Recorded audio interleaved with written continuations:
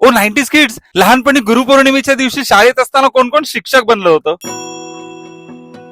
आपल्या टायमाला माहितीये, लहानपणी गुरुपौर्णिमेच्या दिवशी स्टुडंट शिक्षक बनायचे. कोणी गणिताचा सर बनायचा, कोणी मराठीचा टीचर. सगळ्यात जास्त गर्दी ना शाळेच्या आधी पोरांची असायची ती फुलाच्या दुकानात. आपल्या आवडत्या वर्ग शिक्षकासाठी असं गुलाबाचं फुल घेऊन जायचो. जे टीचर बनायचे ना ते त्या दिवशी कॅज्युअल ड्रेस मध्ये आणि बाकी सगळ्यांना गपचूप युनिफॉर्म मध्ये यावं लागायचं.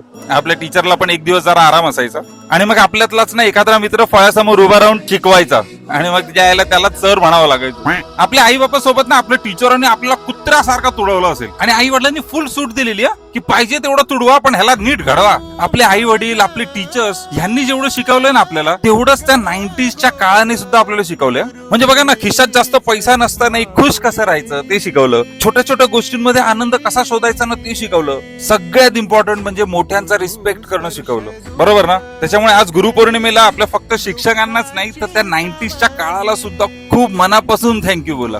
आणि ह्याच्यामुळे जर का तुम्हाला ते 90sचे दिवस आठवले असतील ना तर तुमच्या मित्रमैत्रिणींना ही रील नक्की पाठवा. आणि तुम्हा सगळ्यांना गुरुपौर्णिमेच्या खूप खूप शुभेच्छा.